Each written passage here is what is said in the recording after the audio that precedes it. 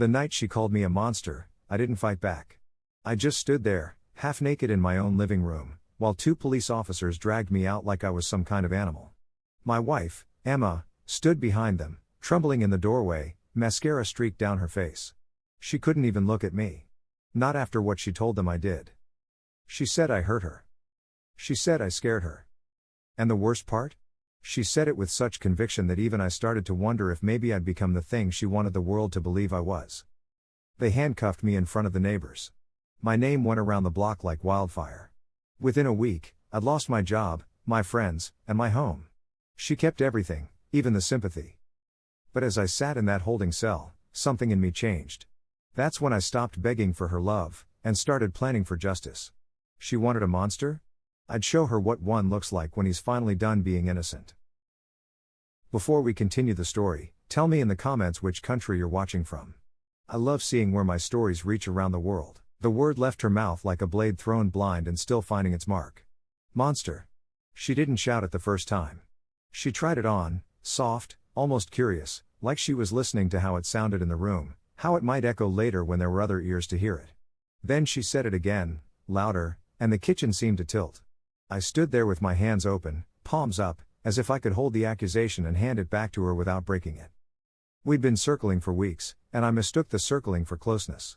Couples argue, couples cool off, couples laugh about it the next day. That's what I told myself every time her eyes went flat or her phone flipped face down the second I walked in. Tonight it started with a question. Why were you late? I told her the truth. A client wouldn't stop talking and the train stalled in the tunnel. She nodded like she was listening, then asked why my shirt smelled like a different detergent. I said the laundromat changed brands. She smiled without warmth and moved the wine glass from one side of the counter to the other, clearing a stage. Get away from me, she said, too steady for someone afraid. You're a monster. There it was, rehearsed and ready. I laughed once, short, confused, then caught it because there was nothing funny about the way her thumb hovered above the phone screen. She wasn't bargaining. She wasn't even angry. She was prepared. That's what chilled me. Panic would have felt human. Preparation felt like architecture. Emma, stop. Look at me. I am looking at you. What do you see? She tilted her head. A problem. I glanced at the window. Our building's courtyard was quiet, a rectangle of tired grass and flickering yellow hallway light. If anyone heard, they weren't showing themselves. The refrigerator hummed. The clock ticked. The world didn't care either way. She took a breath and let it out in a tremor just big enough to register from across the island. I watched that tremor and understood it wasn't for me, it was for whoever would arrive next. Please don't come closer, she said, and stepped back as if I had. Her robe loosened at the collar, she tightened it with an awkward, practiced tug. The role needed costume. Don't do this, I said. We can talk. We've talked, she answered. You love to talk when you're cornered. Her finger pressed. The call connected. She turned her face slightly away, the way people do when they pray or lie. I'm scared, she breathed into the speaker. He's not himself. She let the sentence tremble like a bridge. A pause. Then, yes. Please hurry. I didn't try to grab the phone. I didn't move at all. I thought if I showed them stillness, it might translate into innocence. That's not how it works. Stillness only looks like control when you already trust the person standing still. While we waited, she arranged the room. The knocked-over chair. The dish towel thrown to the floor with the drama of something heavier. She adjusted the angle of the broken ceramic mug as if careful staging would help strangers understand a story they hadn't lived. I could have taken a photo, frozen the set for some future jury, but the only camera I had was in my head. I loved you, I said, and immediately hated the past tense for how easily it slipped out. You still do, she replied, almost kind. That's why this will work. The knock rattled the door like a warning I didn't deserve. She opened it with wet eyes and a small, frightened smile that asked for rescue without appearing to ask for anything at all. Two officers stepped inside, one young and perfect with procedure, the other older and tired in a humane way. The younger one looked at my hands first, then at her throat, then at the room. His gaze registered the props the way a scanner registers barcodes. Sir, step away from the counter, he said. Keep your hands where I can see them. I haven't touched her, I answered. I haven't touched anything. The older officer's voice came low, private. Let's keep it calm, okay? Emma didn't touch me. She didn't have to. She told them what she needed to tell them, the raising of my voice, the fear in her chest, how I stood in the doorway so she couldn't leave. None of it was spectacular, that's what made it believable. Spectacle invites doubt. Mundanity, gently delivered, goes down like medicine. I tried to explain the train delay, the client, the detergent. I heard myself and knew it sounded like weather, true, irrelevant, forgettable. The officers did what officers do. They followed the lines on the floor she'd taped out for them. The younger one asked if I had any weapons, the older one looked like he wanted to ask Emma if she was sure. He didn't. The cuffs came out because that is what happens when certain words are said in certain rooms by certain people with certain voices. The metal kissed bone. It wasn't pain, it was punctuation. The young one read me the lines I'd only heard on TV. The old one avoided my eyes. Emma crossed her arms and held her elbows like a shivering child. I tried to catch something in her expression, a flicker of apology, a sign she'd gone too far for her own liking, but the mask fit too well. Neighbors bloom at the smallest siren. Doors moved. Blinds shifted. A woman down the hall lifted her dog and stared with that mix of hunger and pity public messes feed. The hallway smelled like boiled vegetables and lemon cleaner. We walked. I felt the cuffs bite a little when I took the stairs because the elevator was slow and the young officer didn't want slow. "Do I get shoes?" I asked, barefoot on the cold concrete. "You'll get them at the station," he said, which wasn't an answer. At the building's entrance, the glass reflected us back, a tableau of authority and accusation with me as the dark shape in the center. The cruiser idled at the curb, blue pulsing softly like a heartbeat. I turned once, not dramatic, just human. She stood behind the lobby glass, arms folded, face pale and cleaned of tears. For someone terrified, she looked remarkably composed. Outside air found the sweat between my shoulder blades and made it sting. The older officer opened the back door and ducked his head so I wouldn't hit mine going in. That small courtesy nearly broke me. I wanted to tell him everything, how I met her, how I proposed on the bridge in winter, how she cried in that exact same careful way, only then it felt true. Instead, I sat. Vinyl squeaked. The door closed with the heavy thud of a decision. In the sealed quiet, the neighborhood became a silent film, people mouthing my name in slow motion, traffic lights thinking, the corner store owner pausing with a box of oranges in his hands. The radio murmured codes. The young officer typed my details into a small glowing screen.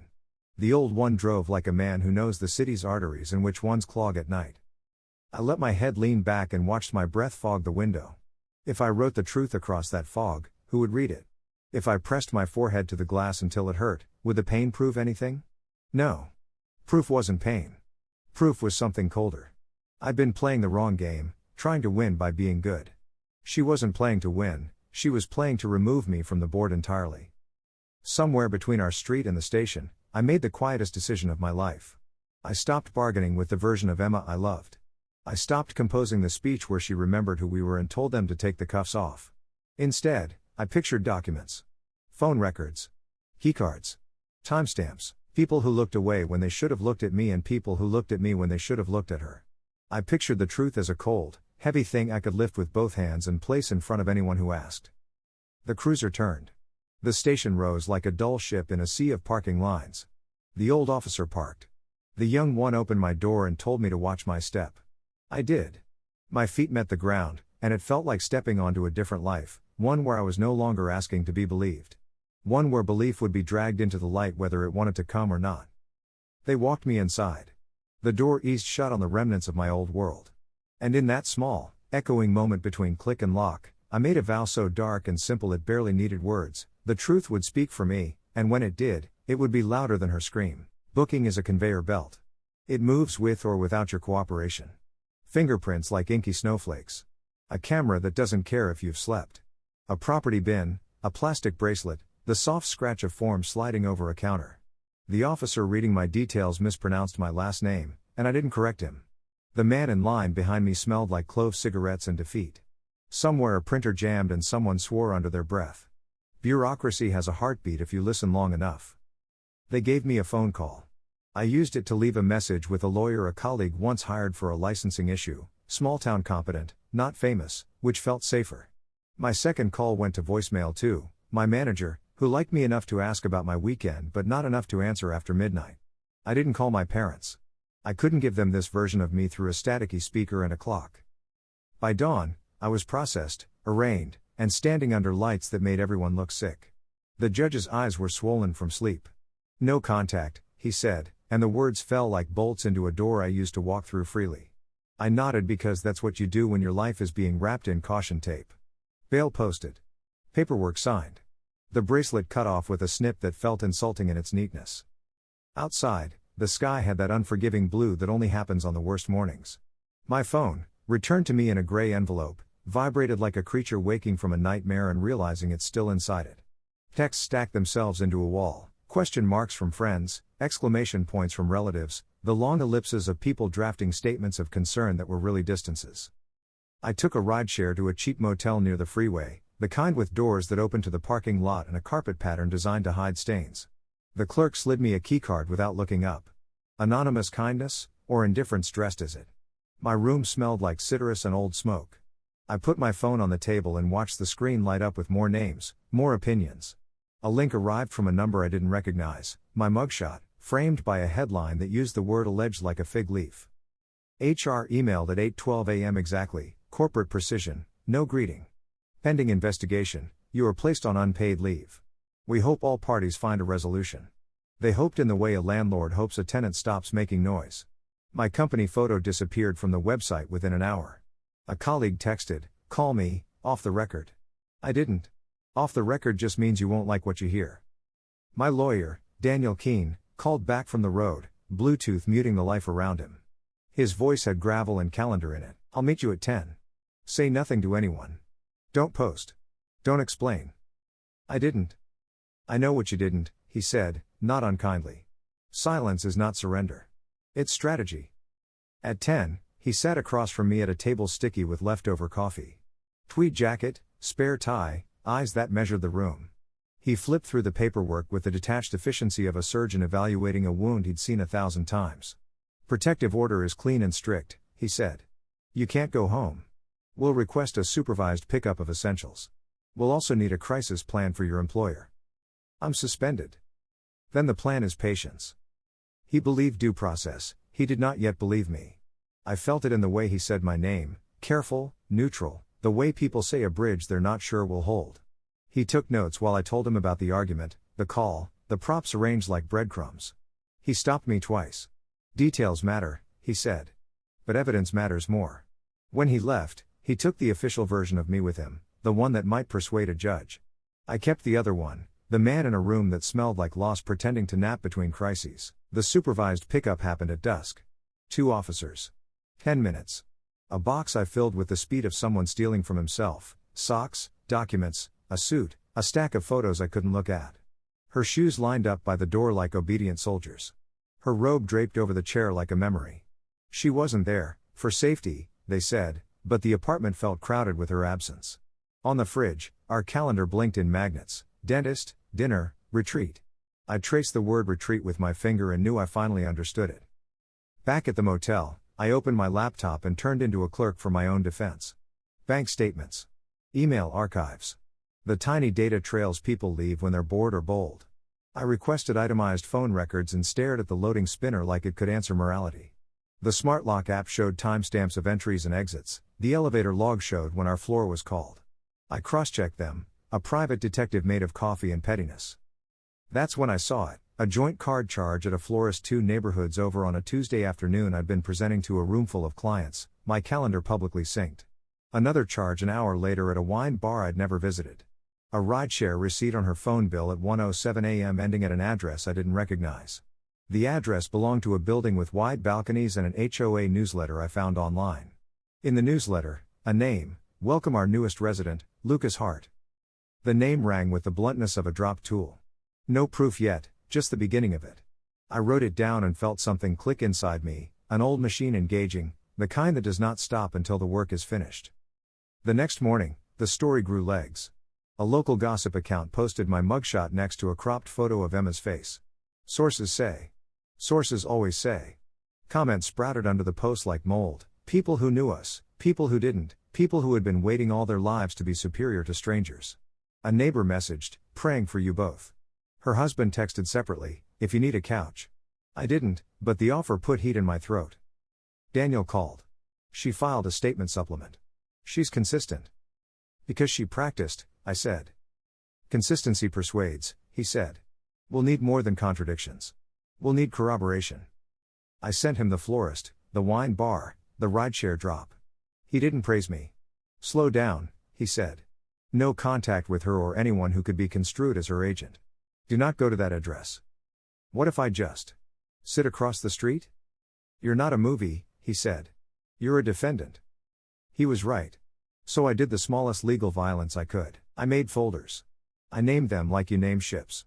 I labeled dates and times and screenshots with obsessive care, as if organization itself could argue on my behalf. I emailed my manager a sterile message, per counsel, I cannot discuss details. I remain available for remote tasks not involving client contact. She responded with one sentence about policy and one about thoughts during this difficult time. Thoughts are cheaper than postage. Night in the motel arrived like a sentence. Trucks sighed on the freeway. In the room next door, a TV laughed at a show where conflict resolves in 22 minutes. I lay on top of the blanket and stared at the ceiling swirl pattern until it became a map. Every path led to the same place, the stand where a stranger would speak my life into a microphone and make the room believe it. I didn't know his face yet. I only had his name and the shape of his shadow. But I knew he was real. And I knew that if the truth was a cold, heavy thing, he was the one already straining under it. By midnight, the headline had mutated twice and softened once. Alleged turned into accused turned into community shocked. People always are, until they aren't. I closed my laptop and let the dark come up to the edge of the bed. I thought of Emma saying monster like she'd tasted the word before. And I whispered to the empty room, not a prayer, not a threat, just a promise, I will not drown where she wanted me to. I will stand where she wanted me to kneel. And when he opens his mouth under oath, I will finally hear the sound I've been waiting for, the crack. The first night started with a question I didn't understand. You got meds or medical? The intake deputy asked, eyes still on his clipboard. No. You do now, he said, and slid a tiny paper cup across the counter. Vitamin C. Lawsuits are expensive. Everything echoed.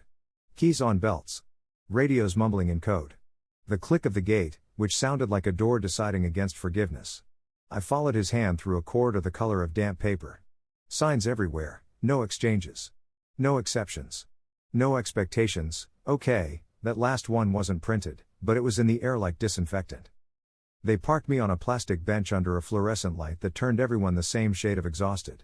A man 2 benches down hummed a song I couldn't place. Another asked anyone who would listen if the vending machine took quarters, like we were at a bus station and not inside a machine designed to grind time into dust. Shoes in the bin, a voice said. Laces out. I obeyed. The laces felt suddenly personal, as if they'd been holding me together more than my shoes. The deputy with the half-shaved head said my name wrong twice and then gave up. Monster man, he tried instead, reading from the arrest memo like it was a headline. He wasn't mocking, he was saving syllables. He pushed a folded mat into my chest as if I'd asked for it. You'll be an H3 for holding. Don't mouth off. Don't make friends. Do I? He cut me off with a raised finger, the universal sign for your questions are expensive and I'm on salary. The gate opened with that same mechanical sigh, and we walked into a room that had seen too much of every kind of night. H3 was a rectangle of cinderblock, concrete floor slick with a sheen that never dries, and a stainless steel toilet that looked like a threat. 20 men, 37 eyes on me as we stepped in, one eye swollen shut on the guy near the wall. A TV bolted to the ceiling tried to sell us accident insurance. The volume was muted. Closed captions ran like racing thoughts. New fish, someone announced, purely informational. A tall guy with a broom mustache laughed. He looks like a banker. I'm an analyst, I said, which sounded worse, and then I heard myself and decided not to speak again for a while. I found a corner where the concrete seemed least hostile. The mat was thin and mean. When I laid it down, a man with a tattooed teardrop pointed with his chin. You don't want under the vent. Free AC comes with pneumonia. I shifted 2 feet left. He nodded, a small, rare kindness, and returned to staring at the door like he could will it into opening. Across from me, a kid, he couldn't have been more than 19, rocked on his heels and recited a loose inventory to nobody: phone, wallet, keys, belt, dignity. He laughed at the last word in a way that said he didn't find it funny. An older guy with a neck like a knotted rope tried to sleep sitting up, arms folded, mouth open, snoring like someone sawing through a door. The deputy slid a tray through the slot. Sandwiches. Count as 21. Don't make me count twice. The sandwiches were triangles sweating under plastic. I took one and peeled it open, 2 slices of bread, a wet disc pretending to be meat. My stomach voted no. My hands voted yes. Hunger won like it always does. "What you in for, banker?" the mustache asked, dropping onto the mat beside mine without permission or malice. "Misunderstanding," I said. He snorted. "That a felony or a misdemeanor?" "Depends who believes it." He liked that. "Name's Prado," he said, offering a fist instead of a hand. "Don't worry. First time's the worst." "How many first times you had?" "Too many," he said, and looked at the door with me. Conversation in a cell is a barter system. You trade small truths for small safeties. A man with a starched collared shirt, still in business casual like me, only his was crisp, paced the perimeter, counting the blocks. 27, 28. He started again when he lost the thread. The kid pressed his forehead to the wall and whispered apologies to a person only he could see. An hour passed, then another, measured only by the TV's changing commercials and the frequency of the deputy's bored walk by. A new guy came in loud, chest up, selling a version of himself he could live inside for the night. "They didn't read me my rights," he told anyone who cared. I said the magic words. Nobody asked what they were. The concrete took my body heat 1 degree at a time. My shoulder blades negotiated with the floor and lost. The mat might as well have been a towel. I closed my eyes and tried to breathe like sleeping would be allowed. The hum of the vent took the shape of her voice if I listened wrong. "Monster." I opened my eyes again. "Banker," Prado said softly, like we'd known each other longer than an hour. "Don't look inside too long. Night'll eat you." "I thought day did that," I said. "Day eats you slow. Night eats you honest." He wasn't wrong. Night strips you down to the last thought you don't say. Mine was simple and black: she's not scared, she's committed. Fear is messy, commitment is efficient. She had built a story with clean lines and left me to drown in it. I pictured the dishwasher at home humming to an empty room, the robe she tied like a costume, the way she arranged the broken mug as if a prop could testify. The door popped and a deputy called a name that wasn't mine. A man got up as if yanked by a string. The door closed. That was the rhythm: arrival, assessment, removal. Life reduced to a machine feeding itself. "Lawyer coming?" Prado asked. "In the morning. Get one that doesn't smile too much. Smilers sell you out with teeth." A scuffle broke out near the toilet, a shove, a short argument about line cutting, the kind of fight people have when they have no control over anything else. The deputy didn't look up from his phone. It burned out before it could get hot. The kid kept rocking. The businessman finished his 50th lap and sat, eyes too bright, lips moving as he argued with a judge who wasn't there. "Monster," someone read from a sheet, and my head snapped up. The word stabbed, even from a stranger's mouth. But he wasn't quoting me, he was reading headlines on his court paperwork, curating his own case. The syllables still attached themselves to me like burrs. I tried to sleep. Every time I drifted, a sound yanked me back: the metallic cough of the lock, the sudden laughter of men remembering something from before, a sneeze that sounded like grief. The concrete taught me the shape of my bones, one ache at a time. I turned, and the mat turned with me like a reluctant partner. Somewhere in the belly of the place, a woman shouted. The room quieted to listen, the way people lean toward a siren on the street. The shout dwindled into sobs and then into nothing. The silence that followed felt like a lid. I got up and paced because the businessman had reminded me that moving made you feel less like furniture. 10 steps along the wall, 10 back. The tattooed man watched me without moving his head. "Walk small," he said. "Cameras love drama." I shrank my steps to fit inside the advice. At some hour my body would not name, I sat again and counted my own breaths like currency. On 20, the door opened. The deputy with the half-shaved head popped his gum and scanned the room like a bored god. "Anyone suicidal?" he asked, performative, as if the admission would make his shift interesting. No one volunteered. He shrugged and left. "Worst part?" Prado asked, eyes closed. "That she believes herself," I said. He nodded like I'd quoted scripture. "That's the good kind of liar." Dozing came in mean little bites. In one, I saw our sink full of wine glasses that weren't mine. In another, the bridge where I'd proposed, winter air cutting my thumbs while she cried a careful yes. I woke to the scrape of a tray. Breakfast. Gray eggs, a biscuit with ambitions. The clock on the deputy's wall said 4:41 a.m. Morning had arrived without daylight. A man near the vent started to pray in Spanish, soft, steady, almost pretty. It filled the room with something that didn't belong here: mercy, maybe. The kid stopped rocking. The businessman finally slept. Prado snored, I saw again, slower now. When they called my last name, mispronounced into something like a question, I stood. My legs stung with pins. The deputy pointed with his chin. I rolled the mat and put it on the stack by the door. He didn't thank me. The gate clicked, the sound of a throat clearing before a sentence you don't want to hear. In the hallway, another deputy handed me a paper. Court date. Conditions. Words that tied me to rules I didn't write. He looked at me in that way they do when they're trying to guess if you'll apologize or explode. I did neither. I signed where he put his finger. Back at the bench, waiting to be moved again, I looked down at my hands. The impressions from the cuffs had faded to faint red parentheses. I flexed my fingers and felt the memory of metal, the way it argues with skin. My palms still smelled like the sandwich. When they finally led me out, H3 disappeared behind the gate like a scene change. I walked past faces that had been my world for a night and would never be again. The corridor hummed. The light flickered once, then steadied, as if reconsidering. I wouldn't call what came next hope. It was colder than that. It was a decision with bones. I stepped through the last door into the morning's sharp blue and said nothing. I didn't pray. I didn't ask. I made a private promise with the same quiet certainty I used to say I do. I will not be the shape she put me in. I will collect the small, hard pieces of the truth and stack them where everyone can see. And when the day comes that he speaks, the one whose name I just found without knowing what he would do with it, I will be ready to watch her look up and finally understand the difference between fear and consequences. Daniel Keene's office sat on the second floor of a converted townhouse that smelled faintly of paper and rain. The brass plate on the door had been polished so many times it looked self-conscious.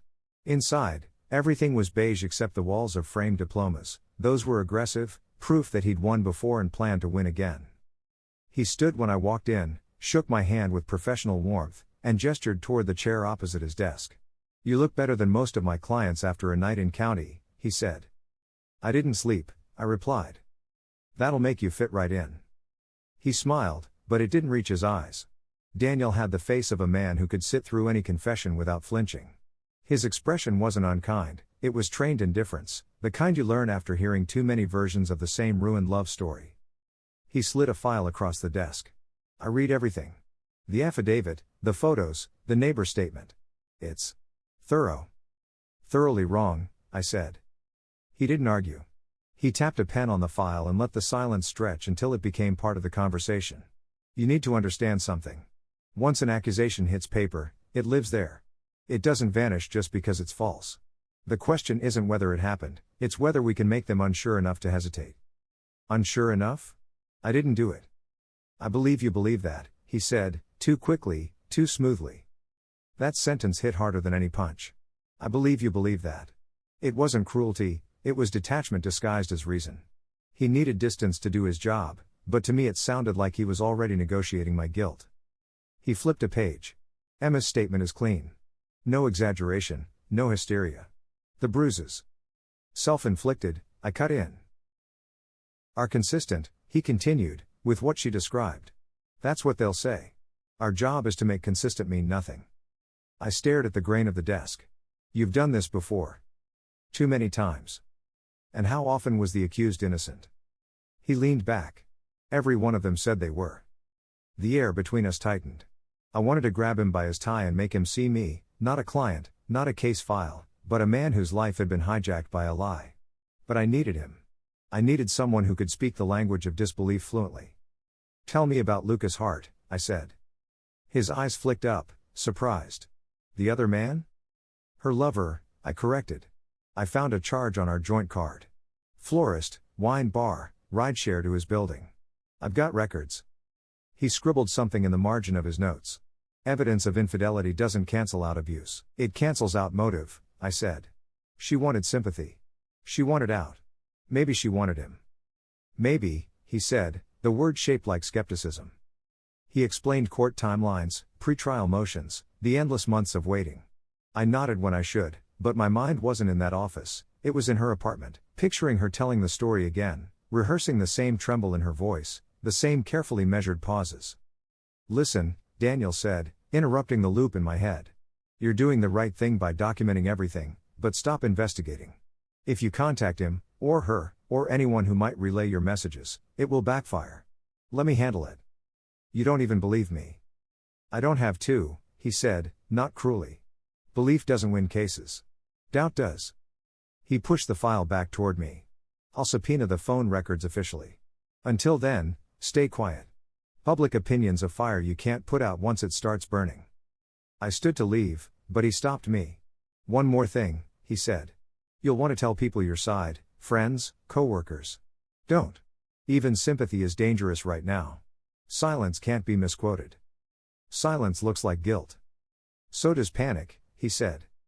Outside, rain started falling, the kind that looks gentle until you're standing in it. I paused on the steps, trying to remember when my life had last felt like it belonged to me. It wasn't just the accusation, it was the disbelief that followed. The way people shifted from asking if it was true to how much of it was true, like guilt was a matter of dosage. I sat in my car, engine off, watching the windshield blur. For a moment, I thought about driving to Lucas's address, just to see his face. To ask him if he knew what she'd done, if he still thought she was worth it. But Daniel's warning replayed in my head, you're not a movie. You're a defendant.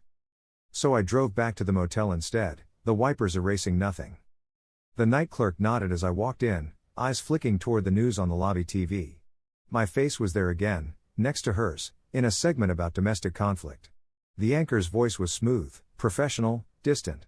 No names of the innocent, just the accused and the alleged. In my room, I poured whiskey into a paper cup and stared at the phone. I imagined calling her, hearing her voice, asking the only question that mattered, why? But I already knew she wouldn't answer. She'd built a new reality where I didn't exist. So I wrote it down instead. Every word, every timestamp, every lie I could prove. The truth, catalogued like evidence. And when I was done, I looked at the pile of notes and said quietly to no one. If you won't believe me now, you'll believe me in court. The name sat on my notepad like a loose nail, Lucas Hart. I said it out loud to hear if it bent or held. It held. Short, easy, forgettable, exactly the kind of name that slips through stories without catching on anything. I opened my laptop and did the thing Daniel told me not to do. I looked. Not contact. Not communication. Just looking, the kind of looking anyone can do with a browser and a steady hand. LinkedIn gave me his face. 32. Commercial real estate, leasing and tenant experience, which sounded like the phrase people use when they want to make a hallway with a ficus sound like hospitality. His headshot had the practiced friendliness of a man who knew which side his jaw photographed better. A background photo of a downtown skyline at sunset. He listed volunteer work at a literacy nonprofit. My wife had the same nonprofit on her profile, 2 years ago, one gala, a photo of her in a black dress I remember buying on a freezing Saturday. Instagram was locked, but his tag cloud wasn't. People had tagged him at the wine bar on 12th, the same charge I'd found on our card, the night before the florist receipt. He was in the background of one picture, arm bent around someone just out of frame, a sliver of a woman's shoulder in a robe-like wrap. The caption was nothing, finally out. The timestamp was everything. I didn't screenshot. I photographed with my phone, shaky thumb over the shutter like a thief. Then I did what Daniel would approve of. I emailed him the photos with a subject line that felt like a dare, public posts, timeline and no commentary. Let him be the one to assign meaning. Let him be the adult in the room. By noon, I had mapped Lucas's life in the tidy, embarrassing way you can map anyone's life if you're patient and heartbroken. Gym check-ins. A podcast he guested on about building community through amenities. A tag from an HOA newsletter, welcome, new board member, L.H. The same building my rideshare record put Emma at after midnight. The pattern wasn't slick. It didn't need to be. Most affairs aren't cunning, they're lazy. They rely on people not caring enough to add things together. I texted Mark, the one colleague who still answered. Need a favor. Private. You don't want the details. He replied in 2 minutes, tell me the job and the line I can't cross. That's why he was my friend. I gave him the building name and asked if he could pull the publicly posted tenant directory from a broker's portal. He sent me a PDF 20 minutes later and a message, for God's sake be careful. I thumbed a thank you I didn't deserve. The directory had a floor plan like a dollhouse and a tenant list with suite numbers. On the 3rd floor, Clearstead Marketing, with an operations manager named Emma Hart. My stomach dropped so fast it left heat behind. Not her. Another Emma Hart. Common names build little traps like that. I sat back, breathing through the stupid adrenaline, then forced myself to read again. On the 9th floor, Hart and Lee Property Services. Owner, L. Hart. That was him. The building where Emma's car had pinged at 1:07 a.m. had a small commercial wing in the base. Tenant experience, his profile had said. He wasn't just a resident, he was a small landlord. Doors within doors. I sent Daniel the directory with another subject line, Public DOC, Hart and Lee, Building. He didn't reply, but I saw the read receipt light up, small, stingy oxygen. For an hour I did nothing but breathe and try very hard not to picture them together. When my brain insisted, it didn't go to sex, it went to logistics. The rideshare drop. The concierge nod. The elevator hum. Logistics were safer than images. They were colder. At 3, my phone buzzed with a number I didn't know. I almost didn't answer, then did, because my life now lived in unknown numbers. Is this, the voice stopped to check itself, Mr. Graves? Yes. This is Aaron from Wilder & Co. Florist. You called about a receipt? I emailed, I said. Joint account. February 12th. She cleared her throat. We don't release client details without a court order. But I can tell you that order was for 24 stems, white tulips, and a handwritten card. What did it say? She hesitated long enough for bad ideas to bloom. I can't read what I can't see, she said carefully. But sometimes people take pictures of their cards for Instagram. Hashtags help. We both knew what she'd done.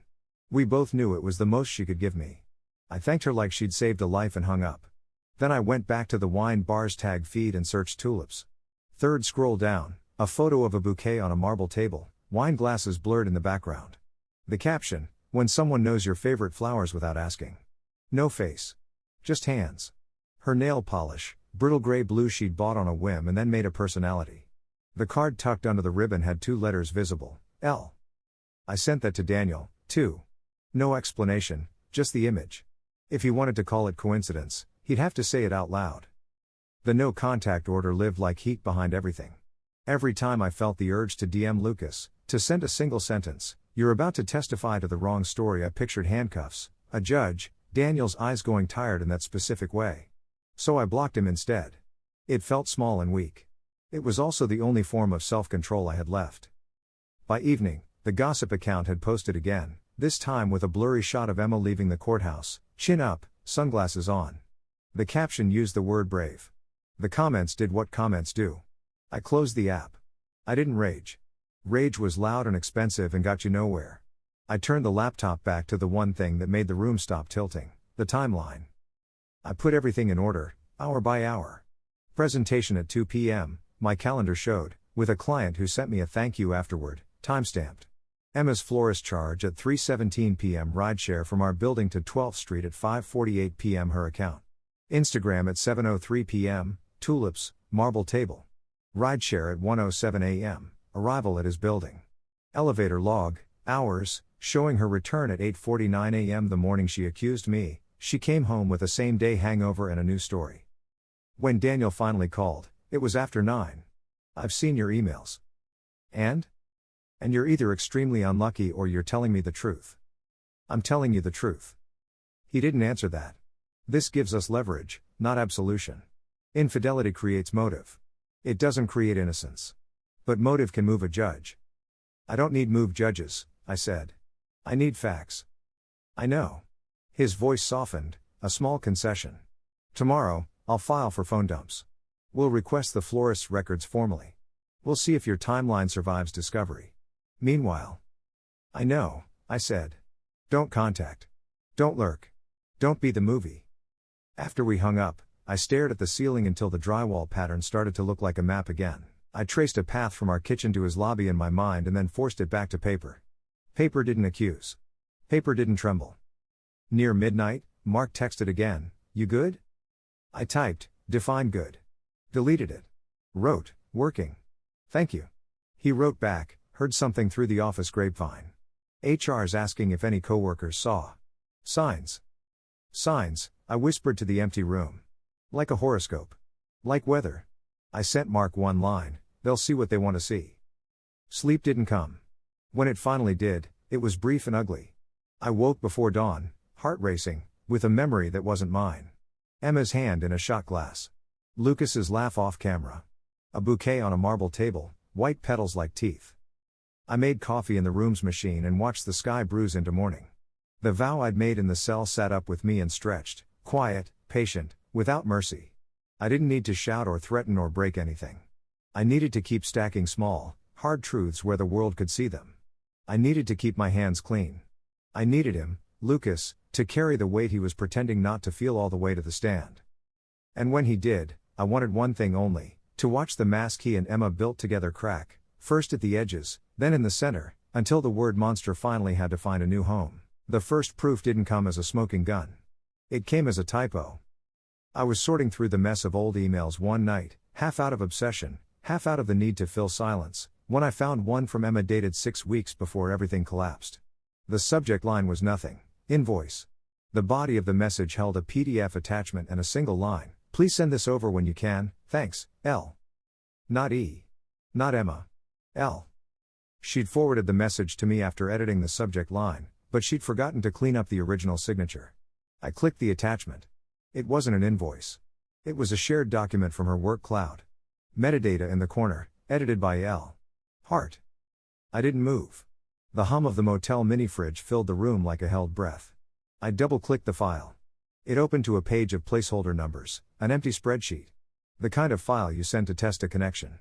Or to hide something. I copied the link and pasted it into my browser. It asked for a password. My hands hesitated over the keyboard, then typed the only one she ever used for anything sentimental, our wedding date. The file opened. Inside wasn't data, it was correspondence. Comments, tracked and hidden under cells, like notes written in the margins of a secret diary. Short phrases, fragments of planning. Better if it comes from you first. Keep tone calm. Don't mention police yet. If you're nervous, say you just want space. Once he's out, we'll fix the story. I scrolled, pulse pounding. No signatures, no names, just the initials L and E toggling back and forth. The timestamps were dated 3 days before the night she screamed. For a moment I thought I'd imagined it, sleep deprivation playing tricks, but the cursor hovered over each note and the edit history appeared in cold, gray text. User, Lucas. Heartbreak property. Com. I didn't take a screenshot right away. I just sat there, staring at the screen, feeling the blood drain from my hands. The world didn't tilt or explode. It narrowed. Everything she'd built, the fear, the tears, the trembling performance, had a rehearsal script. When I finally started collecting, I did it like a man defusing a bomb. Screen captures in sequence, every comment labeled by date and user ID. I uploaded them to a cloud folder titled Taxes, shared only with Daniel. Then I stared at the progress bar as it crawled toward completion, half expecting the screen to freeze, half praying it wouldn't. It finished. Green check mark. Proof had a color now. At 2:17 a.m., I sent Daniel a message with no greeting, no emotion. Subject, hidden edits. Body, you need to see these. Everything changes. He didn't answer, I didn't expect him to. Lawyers sleep, men with nothing left to lose don't. I opened another browser tab and went hunting for connection logs. If she'd used her work account, there'd be a trail. The security dashboard showed 3 IP addresses. 2 were local. 1 wasn't. A different city, his. Lucas's building. I took one deep breath and another and then stopped, because breathing suddenly felt like noise. The motel's air conditioner rattled to life, loud and indifferent. I stared at the wall and imagined them planning it. Her typing on her laptop in our living room, him replying from his, the thrill of control passing back and forth between them like a live wire. I could almost hear her laugh, low and conspiratorial. For weeks I'd been building timelines, guessing motives, hoping for some accidental crack in their lie. But this wasn't a crack. It was a door. And on the other side of that door, they'd built an entire world where I was the villain. They hadn't just accused me, they'd designed me. When Daniel called the next morning, his voice was tight. I got your email. And? Where did you get this? Her work cloud. You realize you shouldn't have. I realize, I said. But it's real. He was silent for a moment. If this metadata holds, it's conspiracy. That changes everything. If? Calm down. We need to verify. But you may have just found the hinge. The hinge. The word fit. Every door needs one before it swings open. After we hung up, I looked back at the file. The comments were still there, calm and incriminating, black text on white cells. I copied them into a plain document and printed a set at the motel's front desk printer. The clerk didn't look at the pages, just stapled them neatly and handed them over. Back in the room, I laid them out on the bedspread. Lines of dialogue. Instructions. A rehearsal script for betrayal. I read them once, twice, a third time until the words lost shape. Then I whispered to the empty room, "You wrote my part for me, Emma. You just didn't write my ending." And for the first time since the cuffs had closed, I smiled. Not because it was over, but because now the truth had a timestamp, and timestamps don't lie. Daniel didn't say "I believe you." He said, "I'm bringing someone in," and that was better. Her name was Ruth Calder, and she walked into Daniel's office like a person who knew every camera in the building had already seen her. Late 40s, gray at the temples, not from style but from work. No theatrics, just a leather folio, comfortable shoes, and the kind of calm that makes liars sweat. "Mr. Graves," she said, shaking my hand like she was measuring my pulse. "I'm not here to judge you. I'm here to judge your facts." She took the chair beside Daniel, opened the folio, and slid on reading glasses. "I reviewed your screenshots," she said. "Metadata says they're legit, but screenshots can be faked. We'll need to reproduce access, preserve logs, and obtain records directly from the cloud provider. Chain of custody, or the other side will make confetti out of them." Daniel nodded. "I'll draft the subpoenas." Ruth looked at me.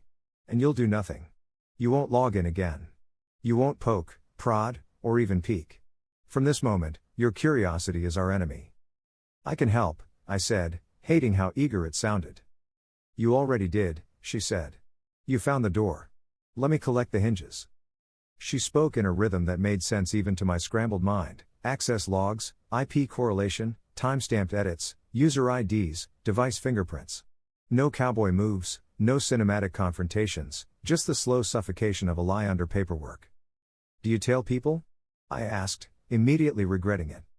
"When necessary," she said. "But paper is honest in a way people aren't. If I have to follow your wife or her friend, I will. Only after we lock the data down." Her word, friend, landed strangely. It made Lucas smaller, which felt exactly right. For the next hour I sat mostly silent while she and Daniel built a plan in the dry language of adults. Ruth would coordinate with a forensic tech to mirror the cloud folder through lawful means. Daniel would secure preservation orders for Emma's work account and Lucas's company domain. They'd move before anyone had the chance to tidy up their shared mess. Ruth turned to me again. "2 questions. First, did you ever share your passwords with your wife?" "No."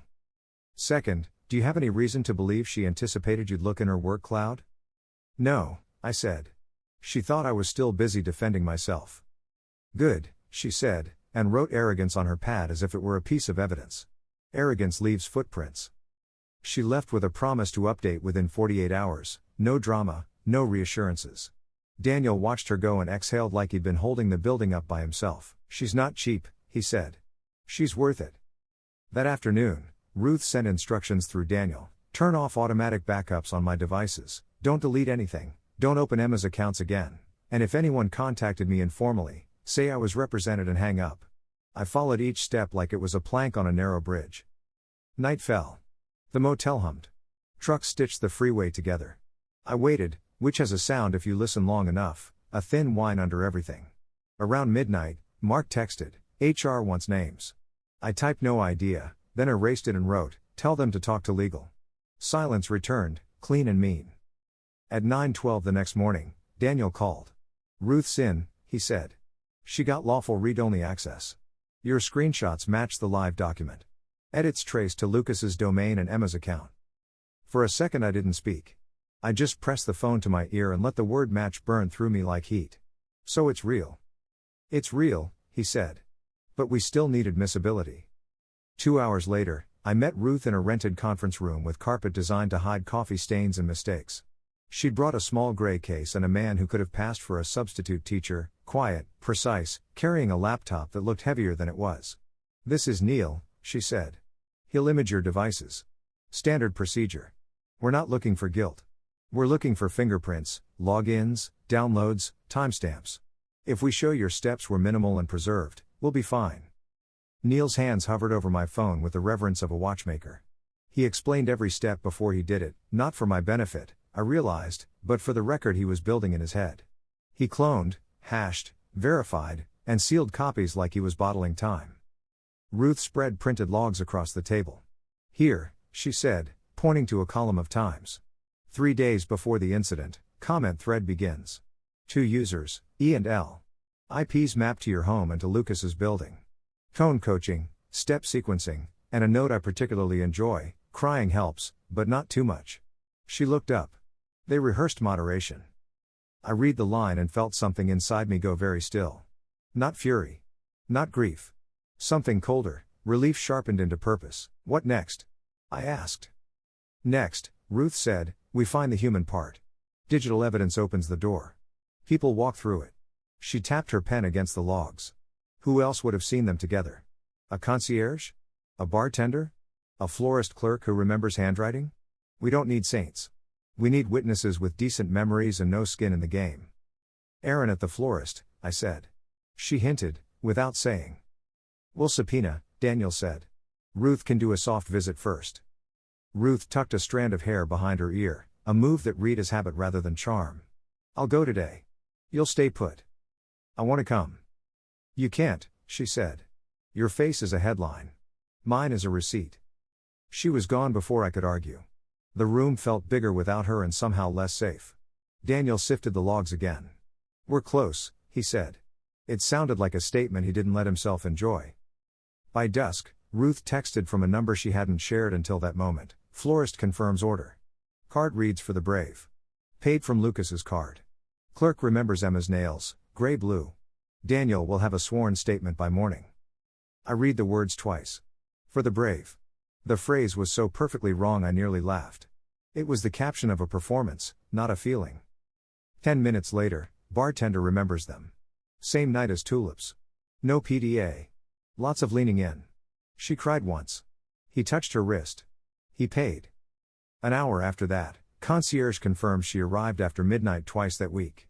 Won't go on record without subpoena. Cautious, not hostile. Ruth moved like weather, quietly, inevitably. Each message arrived like a small tap on a pane of glass already spidering with cracks. Just after 11, she called. Last thing for tonight, she said. Security footage from the garage is overwritten every 10 days. We're on day 9. Daniel's drafting an emergency preservation order. With luck, we'll catch one arrival. Don't celebrate yet. When the order went through, I felt it like a hand on my back, steadying. Evidence didn't care how I felt, it just existed or it didn't. But for once, the machinery of the world leaned, however slightly, toward me. I slept for 3 hours and dreamed nothing. The morning came without ceremony. Daniel emailed a scan of Aaron's signed statement, factual, neat. The bartenders, too. The concierge had agreed to hold footage if we got him cover from his employer. Daniel promised he would. Ruth wrote, garage cam shows her entering at 1:08 a.m., same night as tulips. Alone. Face clear. Alone. It mattered. It meant coordination, not coercion. At noon, Daniel closed his office door and sat across from me like a man with a decent hand he couldn't show yet. We're filing a motion, he said. We'll argue for dismissal or, short of that, sanctions for bad faith. We may not win today. But we will teach them the word misrepresentation. I want justice, I said. You'll get something better first, he replied. Leverage. Ruth, packing up her folio, looked at me over the frames of her glasses. You asked me earlier if I tell people, she said. Tonight I will. Not because I need more footage. Because I want to see them when they think nobody's watching. She slid a small camera into her bag. People who build lies this clean always leak in daylight. It's in their nature. I pictured Emma's careful tears, Lucas's sunset headshot, the way they'd written rules for how much crying was appropriate. Pride dressed as ethics. Arrogance dressed as bravery. Stay home, Ruth said at the door. Do nothing. Let their story come apart where it started, on its own.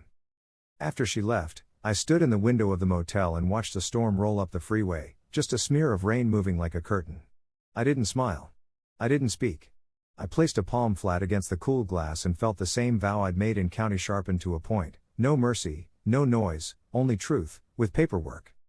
When the first drops hit, it sounded like applause. Not for me. For the process finally working the way it was supposed to. The courthouse smelled like paper and nerves. Old wood benches, long hallways that swallowed sound. I'd been here before for hearings, but this day felt different, too still, as if the building itself were holding its breath.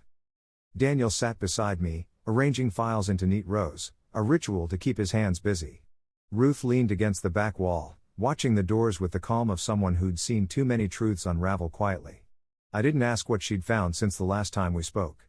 The folder in Daniel's lap said enough: names, timestamps, signatures. Emma was already there. She looked smaller than I remembered, but that might have been the lighting. Her lawyer whispered something to her, and she nodded once, mechanical. Lucas sat 2 seats away, shoulders tight, suit too new. His jaw kept working, like he was chewing on something that wouldn't dissolve. The judge entered. Everyone rose. I stared at the back of Lucas's head and counted his breaths until the room settled. Daniel started with what he called a procedural tone: dry, exact, all numbers and chain of custody. Ruth's evidence laid out like clockwork: IP addresses, document logs, the florist's statement, the video of Emma entering the garage alone. Nothing explosive. Just patient truths stacking up like bricks. When it was Lucas's turn, the room changed temperature. His voice was steady at first, clipped, polite. He confirmed his job, his connection to Emma, the messages they'd exchanged. But when Daniel asked about the comments buried in the spreadsheet, his hand twitched. A pause stretched long enough for everyone to notice. "I don't recall writing those," he said. Daniel slid a page across the table. "That's your domain in the metadata. Your login. Your IP address. You recall that?" Lucas blinked, too many times. "Anyone could have used my account." "Anyone?" Daniel said softly. "At the same time your security badge logged you into your office at 7:14 p.m.? A flicker. Not panic, something worse. Realization. The judge leaned forward. Emma shifted, the smallest movement, like she wanted to signal him to stop talking. She asked me to look at something," he said finally. "I didn't know what it was for." "Did she ask you to coach her on tone?" "I don't remember that." Ruth, standing behind Daniel, lifted a single page, one of the comments printed in color. "Crying helps, but not too much." She placed it in front of him. Lucas read it. His throat moved. "That wasn't He stopped. The words wouldn't come out clean. Daniel didn't push. He didn't need to. He just said, under oath, "Mr. Hart, do you deny authoring this?" Silence. The kind that carries weight, the kind that changes rooms. "I can't," he said at last. Barely a whisper. The sound of the clerk typing filled the space afterward, tiny mechanical proof that it had been heard. Emma's lawyer objected, voice sharp and practiced, but it didn't matter. The judge's expression had already hardened into something neutral and final. The rest of the session moved fast. Motions, paperwork, procedural noise. But in the middle of all that, Lucas sat staring at the table, jaw slack, eyes unfocused. Every defense they'd built between them had started to slide apart, quietly, like sand through fingers. When it ended, Daniel gathered his papers without a word. Ruth touched my shoulder once, light, grounding. "It's not finished," she said, "but it started." Outside, the air tasted different, like metal and rain. Cameras clicked somewhere, distant. I didn't look for them. I just stood there on the courthouse steps, breathing in the kind of silence that follows a long storm. The truth hadn't shouted. It had simply stopped hiding. Verdict days don't begin, they just arrive. There's no music, no warning, no tidy sense of climax, only a date on a calendar that finally runs out of places to hide. I woke before dawn in the motel, dressed in the same gray suit I'd worn for every hearing. It didn't fit right anymore. The fabric hung off me, a reminder of months lived in waiting rooms and borrowed air. When I looked in the mirror, I barely recognized the man looking back. Not the monster she'd invented. Not the husband I used to be. Just a shape carved by disbelief. The courthouse was already humming when I got there. Reporters clustered near the steps, their lenses drinking in anyone who looked nervous enough to matter. Daniel kept me close, one hand on my shoulder, guiding me through the crowd.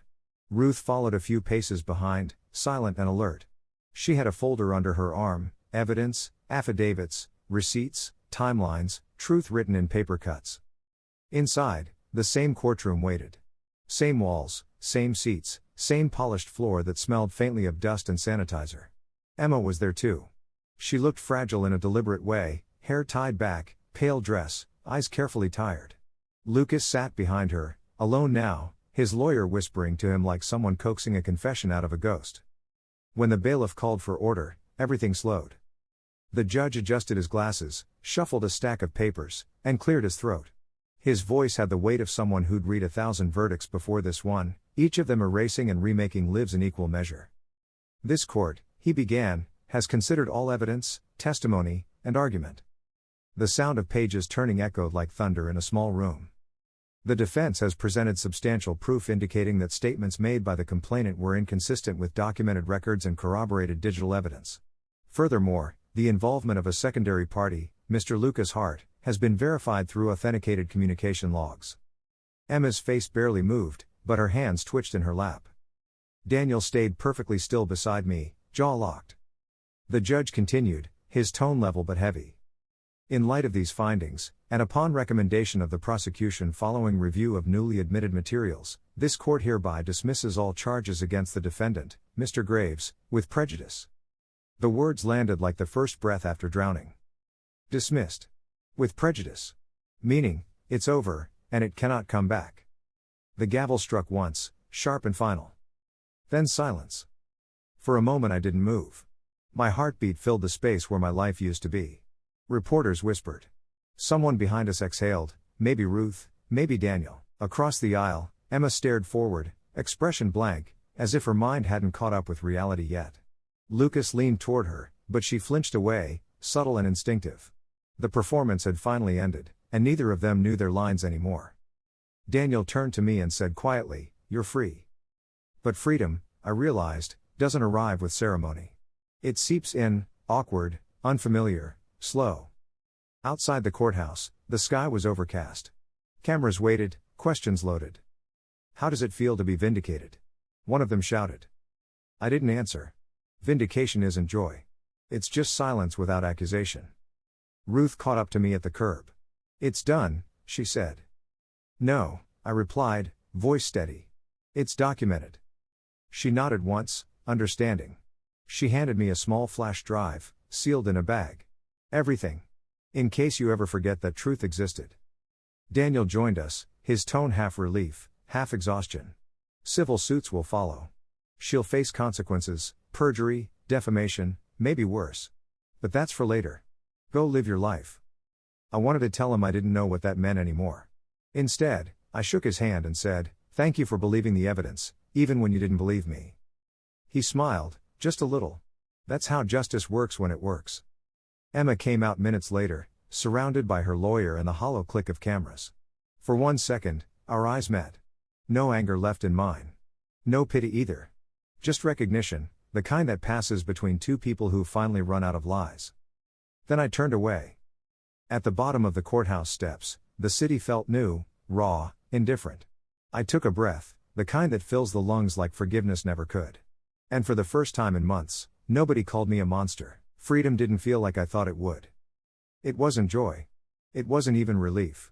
It was quiet. Too quiet. I checked out of the motel the same day the verdict came down. The clerk handed me my receipt without looking up, the same way he had when I first arrived, a man accused of something unspeakable. He didn't recognize me, or maybe he pretended not to. Either way, it suited me. I wanted to leave that place without existing in anyone's memory. The drive back to my neighborhood took an hour. The streets looked the same trees, same cracks in the asphalt, but the air felt different, thinner. My old house still stood where it always had, but it wasn't mine anymore. It had been sold 2 weeks after my arrest. Someone else's curtains hung in the windows. Someone else's light glowed in the hallway where I'd once stood, trying to explain the unexplainable. I parked across the street and sat there until the sun began to slip behind the roofline. I wasn't there for nostalgia. I was there to make peace with the ghost that still lived inside those walls, the man who thought love was enough to protect him from betrayal. Ruth called that evening. Her voice was softer than I'd ever heard it. "She's gone quiet," she said. "Her lawyer is negotiating, but it won't help much. Perjury charges, civil exposure, it's all coming." "And him?" I asked. "Lucas? He's cooperating now. Full statement. Admitted to the planning, said he didn't expect it to go that far." I almost laughed. "They never do." She paused. "What will you do now?" I looked at the house one last time before answering. "Live honestly. The way they couldn't." After we hung up, I drove to the edge of town, to the small park where Emma and I used to walk when we still believed in forever. The benches were empty. The pond was still. I sat down and let the night air fill the spaces inside me that anger had burned hollow. I thought about all the words she'd said, monster, dangerous, cruel. How easily they'd rolled off her tongue, How quickly people had believed her. Words have a strange power, they build cages, and sometimes the only way out is to let them burn down on their own. I hadn't cleared my name through rage or revenge. I'd done it by outlasting the lie. By letting the truth do what truth does when it's patient enough, it survives. Weeks passed. Daniel handled the filings. Ruth sent updates like clockwork. The headlines shifted from scandal to silence. Emma's world shrank, mine slowly widened. It wasn't justice in the cinematic sense, no applause, no perfect retribution, but it was something quieter, stronger. I got my job back. I found a new apartment. I slept through the night without seeing her face in the dark. One morning, months later, a letter arrived with no return address. Inside was a single page in her handwriting. You were right. I don't know why I did it. I hope you find peace. I folded it once and dropped it into the trash. Not out of spite, out of mercy. Peace wasn't hers to give anymore. Sometimes, when I walk home from work, I catch my reflection in shop windows. The man looking back is older, leaner, quieter. People still whisper sometimes. Some stories never die completely. But when they do, they leave scars shaped like lessons. I've learned to live with mine. The night she called me a monster, I believed her. Now, I know better. I was never the monster. I was the reminder of what happens when the truth refuses to stay buried. And that's what set me free. Months later, the paperwork caught up with the truth. Emma faced a formal review at her firm for falsifying documents. Lucas resigned quietly from his property company, citing personal reasons. Neither of them served time, but both of them lost the currency they valued most, credibility. Daniel kept in touch, sending copies of each filing like ritual closures. Ruth moved on to another case, though she called once to say, "You were one of the few worth believing." I told her I hadn't been worth believing, just worth listening to. She laughed softly. That's rarer. I sold my car. Started taking the train to work again. People rarely recognized me now. The story had faded from local memory, replaced by newer scandals and fresher mistakes. But sometimes, in the station glass, I'd catch my own reflection and remember the cell, the concrete, the smell of disinfectant and fear. It no longer haunted me. It warned me, never give anyone else the pen to write your name. The truth didn't heal me, it shaped me. And I've learned that's what justice really is, shape. Not revenge, not victory, but the ability to stand again, unchanged in principle, changed in everything else.